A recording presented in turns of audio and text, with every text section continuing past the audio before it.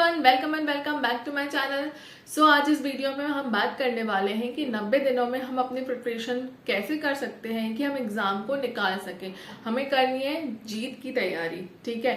हम एग्जाम की तैयारी कर रहे हैं तो एग्जाम को निकालने के लिए कर रहे हैं, तो हमारे पास एग्जाम को निकालने के लिए कुछ बेसिक हथियार होना बहुत ज्यादा जरूरी है, जो इस एग्जाम की बहुत बड़ी नीड है, हथियार है और हमारे लिए बहुत ज्यादा एसेंशियल है। और वो क्या चीज हो सकती है, आप सब जानते हैं कि वो क्या चीजें हो सकती हैं। सबसे पहले तो हमारा सिलेबस आता है, इसके बाद आता है प्रीवियस ईयर क्वेश्चन पेपर, इसके बाद हमारी आती है बुक लिस्ट, फिर आपको बुक लिस्ट में फिर आपको एमसीक्यू प्रैक्टिस करनी है और पांचवी चीज आती है आपको कौन सा टेस्ट लगाना है। ये एक इम्पॉर्टेंट चीजें हैं जो हमारे हथियार हैं, जो हमें एग्जाम निकालने में हेल्पफुल होते हैं और इनके बिना हम एग्जाम नहीं निकाल सकते। ये बहुत एसेंशियल चीजें हैं। तो सबसे पहले इन चीजों को इकट्ठा कर लीजिए कि आप किन चीजों से, आपके पास सिलेबस होना चाहिए आपके डेस्क में, आपके पास आपका प्रीवियस ईयर क्वेश्चन पेपर होना चाहिए, आपकी बुक्स होनी चाहिए। बुक्स एक बार फिक्स कर लो तो बार बार बदलने की जरूरत नहीं है। किससे एमसीक्यू लगाओगे वो फिक्स कर लो कि इन बुक से मुझे एमसीक्यूज लगाने हैं और कौन से टेस्ट पेपर्स लगाने वाले हो वो भी आप अभी से लेकर रख लो, ठीक है। ये हो गई एसेंशियल चीज कि ये हमें हथियार है जो हमारे एग्जाम को क्रैक करने में हमारी हेल्प करने वाला है, ठीक है। अब बात करते हैं क्या 90 दिनों में हम अपना एग्जाम निकाल सकते हैं। जी हाँ, बिल्कुल निकाल सकते हैं, बहुत ईजी। अगर आप फ्रेशर हैं तो भी आप निकाल सकते हैं और आप एक दो बार दे चुके हो तो भी 90 दिन आपके लिए बहुत होते हैं।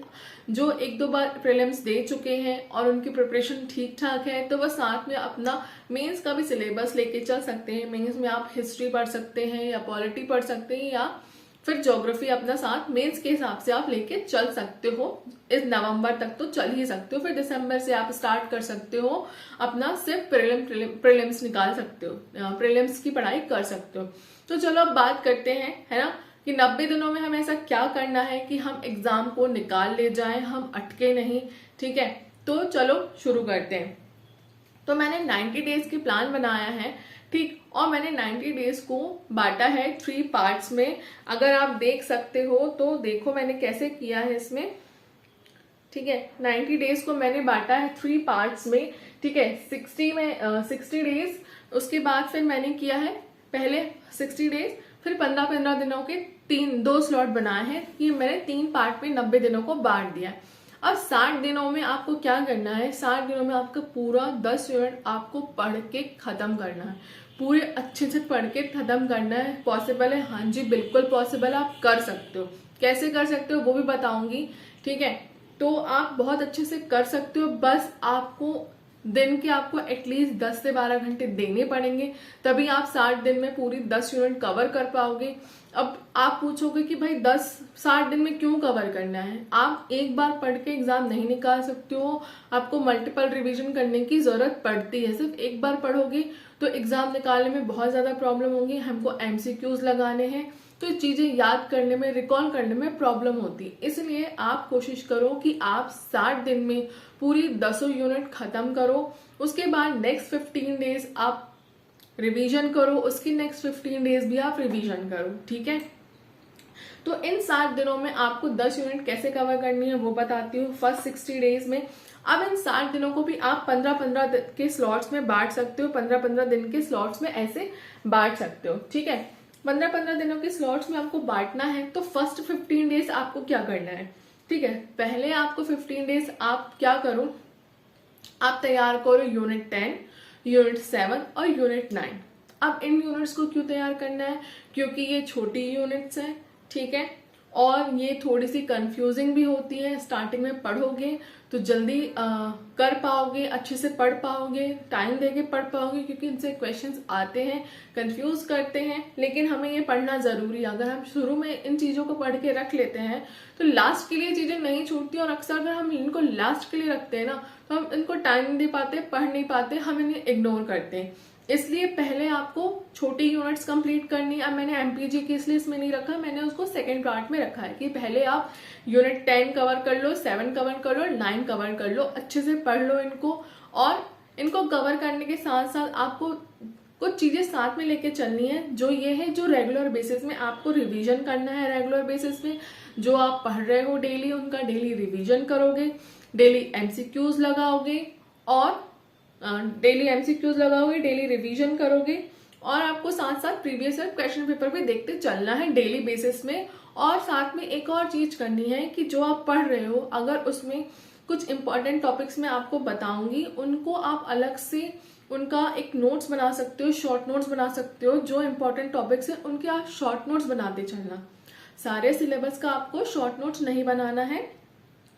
जो टॉपिक एग्जाम में रिपीटेडली आते हैं, हमेशा आते हैं कि आएंगे ही आएंगे, ठीक है, जो मोस्ट इंपॉर्टेंट टॉपिक होते हैं, जैसे कि यूनिट 7 में आपको विटामिन हो गए, बीमारियां हो गई, हाँ, और पर्यावरण से जो रिलेटेड चीजें होती है, जैव विविधता, बायोडाइवर्सिटी और इकोलॉजी से क्वेश्चंस हमेशा आते ही आते हैं। तो इनको आप एक जगह पे लिख लो और इनमें कुछ आपको लिस्ट बनाने वाली चीजें हो गई। ट्राइब्स में जो ट्राइब्स की जो उपजातियां हो गई, उनका आप लिस्ट बना के रख लो कि इस टाइप्स की ये उपजाति है, कौन से लोकेशन पे वो रहते हैं, वो आप अलग से लिख के रख लो।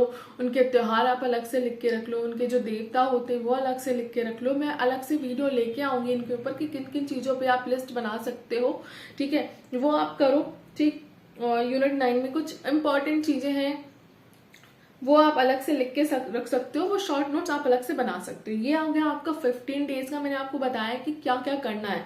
इन 3 यूनिट्स को साथ साथ आपको रिवाइज भी करते चलना है। ये बिल्कुल मतलब नहीं है आपकी रिवीजन नहीं करोगे, रिवीजन डेली करोगे, एमसीक्यूज डेली लगाओगे, डेली पीवाईक्यूज आपको देखते चलना है, ठीक है। ये एसेंशियल चीजें हैं, आपको इतना करना ही करना है।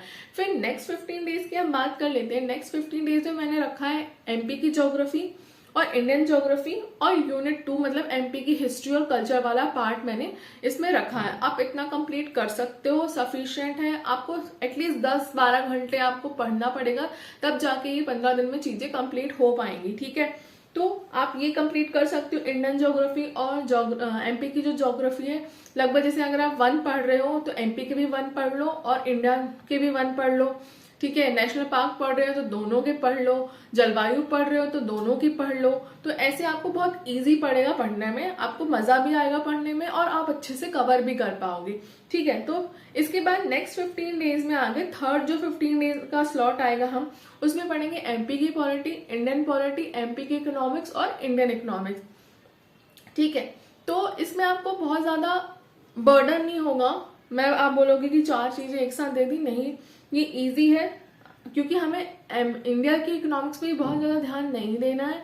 हमको बजट पढ़ना है, इकोनॉमिक सर्वे पढ़ना है और जो लूसेंट में जो चीजें दी हुई हैं आप वो पढ़ सकते हो, क्योंकि बहुत डीप इकोनॉमिक्स नहीं पूछता है, बहुत बेसिक क्वेश्चंस आते हैं और बहुत ज्यादा टफ अगर आ जाते हैं, कुछ ऊटपटांग क्वेश्चन आ जाते हैं, वो लगभग किसी से नहीं बनते हैं, ठीक है। तो बजट आपको इकोनॉमिक सर्वे, बजट, कुछ डेटाज हैं जो लूसेंट में दी है चीजें, वहीं आप पढ़ोगे तो सफिशियंट है, उतना आप 15 दिन में कर लोगे, ठीक है। और एमपी की इकोनॉमिक्स आपको पढ़नी है, एमपी की पॉलिटी पढ़नी है और इंडियन पॉलिटी पढ़नी है। इंडियन पॉलिटी में बहुत कम टॉपिक्स है, वो भी आप 15 डेज में कवर कर लोगे।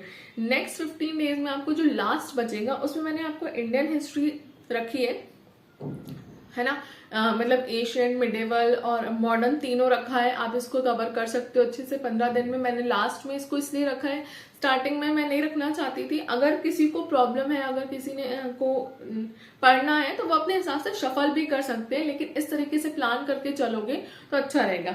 अब 15 डेज में मैंने जो लास्ट 15 डेज में सिर्फ यूनिट 1 ही रखा है, हिस्ट्री ही रखा है। लेकिन अगर कोई इसमें साथ में कोई दूसरा सब्जेक्ट आपका बच गया हो, पिछला जो आपके कुछ बैकलॉग्स रह गए हो, वो आप इस 15 डेज में भी ऐड कर सकते हो। कोई टॉपिक आपका बच गया हो, कुछ बच गया हो, कुछ छूट गया हो, तो वो लास्ट 15 डेज में आप कर सकते हो। इसलिए मैंने सिर्फ सिंगल इसमें इंडियन हिस्ट्री रखी है। इंडियन हिस्ट्री में भी आपको कुछ सिलेक्टेड टॉपिक्स ही पढ़ने हैं, पूरा आप पढ़िए, लूसेंट पढ़िए, लूसेंट से हो जाएगा, घटना चक्र लगाइए, घटना चक्र से हो जाएगा, बहुत सफिशिएंट है, वो कर सकते हैं यहाँ, ठीक है। उसके बाद फिर मैंने आपको बताया कि भाई पीवाईक्यू लगाने डेली रिवीजन करना है।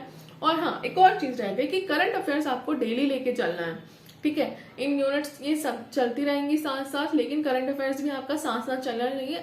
अलग से इसके लिए आपके पास टाइम नहीं बचेगा, आपको इसी में इंक्लूड करके चलना पड़ेगा, ठीक है। इसके बाद और इम्पॉर्टेंट टॉपिक्स की लिस्ट बनाते चलिए, इसको इग्नोर मत करिए, पीवाईक्यू को इग्नोर मत करिए, और एमसीक्यूज डेली बेसिस पे, रिवीजन डेली बेसिस पे करना ही करना है। ये नहीं करोगे तो एग्जाम नहीं निकलेगा, ठीक है, इतना करना ही करना है। फिर इसके बाद आते हैं, ये हमारा 60 दिन पूरा कंप्लीट हो गया, हमने अपना पूरा 10 यूनिट पढ़ के रिवाइज करके, साथ साथ रिवाइज भी कर रहे हैं हम, एमसीक्यूज भी लगा रहे हैं, वो हमने कंप्लीट कर ली। अब हमारे पास आता है नेक्स्ट 15 डेज, ठीक है। नेक्स्ट 15 डेज में हमें क्या करना है, हम करेंगे अपना रिवीजन और मॉक टेस्ट। ये कैसे करना है, इसमें करना आपको, आप मॉक टेस्ट लगाओगे और मॉक टेस्ट में जो गलती, रिवाइज करो, सुबह के 5-6 घंटे रखो कि भाई हमें आज ये टॉपिक पढ़ना है, ये टॉपिक पढ़ना है, ये टॉपिक पढ़ना है, जो भी आपको लगे अपने हिसाब से आप अपने डिसाइड कर लो कि आपको कैसे कैसे रिवीजन करना है, वो आप करो। इंपॉर्टेंट टॉपिक के रिवीजन डेली होना चाहिए, इसलिए मैंने आपको लिस्ट बनाने के लिए पहले बोला कि आप इंपॉर्टेंट टॉपिक्स की अलग से लिस्ट बना लो, जो हर साल क्वेश्चन पूछे जाते हैं उनकी लिस्ट अलग होनी चाहिए, और जो आपका रिवीजन वाला स्लॉट होगा वो अलग होगा, ठीक है। जो आप बेसिक रिवीजन करोगे वो करोगे ही करोगे, और साथ में जो इंपॉर्टेंट टॉपिक्स है उनका रिवाइज अलग से करोगे। तो इन दोनों को साथ में लेके चलना है और एक मॉक लगाना स्टार्ट कर देना है, डेली मॉक लगाना है, और उसमें से जो गलतियां होंगी वो आप रिवीजन के थ्रू फिर से अपनी अपना रेक्टिफाई करोगे, ठीक है, कि जो जो गलतियां कर रहा हूँ वो इसमें से देख लूंगा कहाँ गलतियां हो रही है, ठीक है। वो आपका एक हो गया।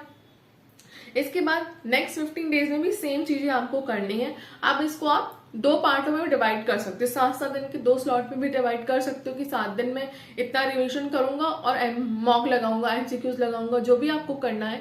इस तरीके से आप लगभग 4 बार अपना सिलेबस कंप्लीट कर लोगे, और जो डेली रिवीजन करना है वो तो करना ही करना है, और लेकिन साथ साथ आप 4 बार अपना सिलेबस कंप्लीट कर पाओगे अगर इस हिसाब से चलोगे। देखो, हर चीज ना पॉसिबल होती है, बस हमें अपना ठानना पड़ता है, कि जिद करनी पड़ती है, अपना डेडिकेशन दिखाना पड़ता है कि नहीं हमें करना है, हम कर जाएंगे। एक बार ठान लोगे ना कि करना है, तो टफ है, शेड्यूल बहुत टफ है, पता है मुझे, लेकिन अगर नहीं करोगे तो फिर पछताओगे, ठीक है। इसलिए अभी से अपना दृढ़ निश्चय कर लो कि नहीं, मुझे इतना पढ़ना है, मुझे 10-12 घंटे देने हैं, इतना करके ही सोऊंगा, इतना कर। देखो यार, कई बार क्या होता है ना कि कुछ ना कुछ प्रॉब्लम आ जाती है, ठीक है, इसलिए हमें थोड़ा सा टफ शेड्यूल बनाने की जरूरत पड़ती है कि यार अगर हम कुछ आगे पीछे होता भी है तो एटलीस्ट हम कुछ ज्यादा चीजें तो कवर करके रख रहे हैं ना, है ना, ठीक है। तो उतना भी टफ नहीं है, कर लोगे, 90 दिन का ही टाइम है, ठीक है। 90 दिन अच्छे से कर लो, अच्छे से मेहनत कर लो, पढ़ लो अच्छे से, तो भाई आगे प्रॉब्लम नहीं जाएगी, आपको बहुत अच्छे से हो जाएगा मैनेज। 60 दिनों में आप कंप्लीट कर सकते हो। कई बार तो पीएससी आपको सिर्फ 60 दिन ही देता है एग्जाम क्रैक करने के लिए, है ना। ऐसा कई बार हुआ है कि उन्होंने सिर्फ 60 दिन दिए हैं प्रीलिम्स के लिए। तो पढ़ते हैं हम प्रीलिम्स, ठीक है, तो अभी तो काफी समय है हमारे पास कि हम पढ़ के रिवाइज करके हर चीज करके खत्म कर सकते हैं, ठीक है। और इसके बाद फिर इंपॉर्टेंट टॉपिक्स की लिस्ट मैंने आपको बता दी क्या क्या करना है। फिर से मैं आपको बता देती हूँ कि भाई आपको 4 स्लॉट में डिवाइड करना है। पहले 60 दिनों को अपने पूरा 10 यूनिट आपको उसमें करनी है, ठीक है। अपने हिसाब से आप भी 15 दिनों में आपको क्या पढ़ना है वो आप देख सकते हो। जरूरी नहीं है कि मैंने जो जैसे बताया है एग्जैक्टली आपको वैसे पढ़ना है, लेकिन आप अपने 60 दिनों को 15-15 दिनों में डिवाइड करोगे ना तो आपको पता चलेगा कि आप कितने पानी में हो, राइट। पहले से आप अगर नहीं करोगे, पढ़ते जाओगे, तो आपको ध्यान नहीं रहेगा कि कितने दिन चले गए हैं, कितने दिन बचे हैं। तो इनको करने के लिए आपको पता चलेगा, अच्छा इन 15 दिनों में मैंने क्या कंप्लीट किया है, अच्छा मेरी 3 यूनिट कंप्लीट हो गए। आपको खुद को अच्छा लगेगा कि यार मैंने बहुत कुछ कंप्लीट कर लिया है। इस तरीके से हर 15 दिन में आपकी काफी सारी चीजें कंप्लीट हो जाएंगी। फिर आपको आगे रिवीजन का भी टाइम मिलेगा, और डेली रिवीजन आपको करना है, डेली एमसीक्यूज लगाने हैं, करंट अफेयर्स डेली पढ़ना है, प्रीवियस ईयर क्वेश्चन पेपर और सिलेबस अपने साथ रखना है कि सिलेबस से बाहर क्वेश्चन नहीं जाते हैं, out of the box question नहीं जाते हैं। कुछ क्वेश्चंस आ जाते हैं अलग से जो कि बहुत कम होते हैं। एटलीस्ट हर बार पेपर ऐसा रहता है कि आप 80 क्वेश्चंस आप सही कर सकते। हर बार देखा है आपसे बहुत सारी गलतियां हो सकती हैं, लेकिन जो डुएबल टॉपिक्स होते हैं, डुएबल क्वेश्चंस होते हैं, वो आप एग्जाम में कर जाते हो। लगभग 20 से 22 क्वेश्चन लगभग ऐसे होते हैं कि जो टफ होते हैं, ठीक है। मैंने जो पिछला जो एग्जाम था 2024 वाला, उसका मैंने एनालिसिस करा हुआ है, और लगभग उसमें से मुझे ऐसा लगता है कि 80 क्वेश्चंस तो लगभग इजी थे, इजी थे और मॉडरेट थे। कुछ 20-22 क्वेश्चन ही होंगे जो बहुत टफ थे, जो हमने किसी बुक में नहीं देखे, कहीं था नहीं, बहुत ज्यादा मटेरियल पे नहीं था, मतलब जो मेरे पास अवेलेबल था शायद उसमें तो नहीं था।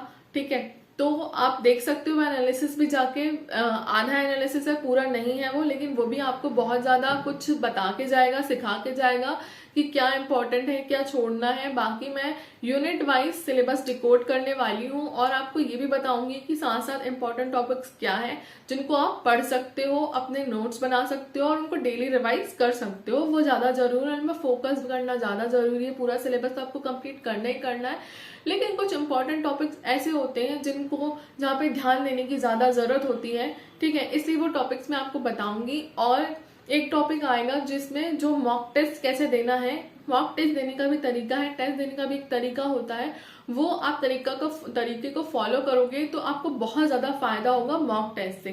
ठीक है, वो वीडियो जल्दी ही आएगा, मैं ज्यादा देर नहीं करूंगी मॉक टेस्ट वाला वीडियो बनाने के लिए। ठीक है, और 90 दिन का ये पूरा प्लान था, स्क्रीनशॉट में आपको भेज दूंगी कि कैसे कैसे 90 दिन को मैंने प्लान किया है। ठीक है, चलो मिलते हैं नेक्स्ट वीडियो में, तब तक के लिए बाय बाय, ध्यान रखिए और अपनी तैयारी अच्छे से करते रहिए। चलो मिलते हैं नेक्स्ट वीडियो में, तब तक के लिए बाय।